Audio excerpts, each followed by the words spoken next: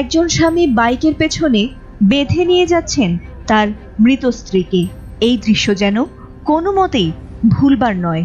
Social মিডিয়ায় viral হওয়া এই ভিডিওটি নিয়ে শুরুতে এসেছিল নানা প্রশ্ন, কিন্তু পুলিশের তদন্তে জানা গেল এমন এক করুণ গল্প যা হৃদয় ছুঁয়ে গেছে সবার।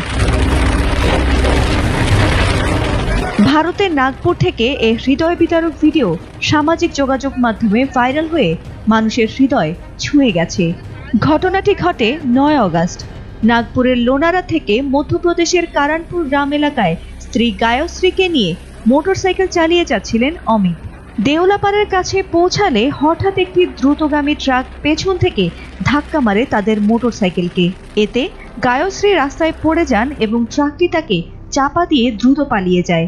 অমিত সাহায্যের জন্য চিৎকার করলেও তীব্র বৃষ্টি ও প্রতিকূল আবহাওয়ার কারণে কেউ থামেনি। অসহায় অবস্থায় তিনি মৃত স্ত্রীর মরদেহ বাইকের পেছনে বেঁধে বাড়ির দিকে ফিরতে শুরু করেন। পুলিশ ঘটনাস্থলে গিয়েও আহত কিংবা মৃত কাউকে খুঁজে পায়নি। পরে ভাইরাল ভিডিও দেখে অমিতকে শনাক্ত করে তাকে খুমারি টোল প্লাজার কাছে থামানোর চেষ্টা করা হয়, তবে তিনি সেখান থেকেও চলে যান। শেষ পর্যন্ত পুলিশ ধাওয়া করে তার বাড়িতে পৌঁছে তাকে থামায়।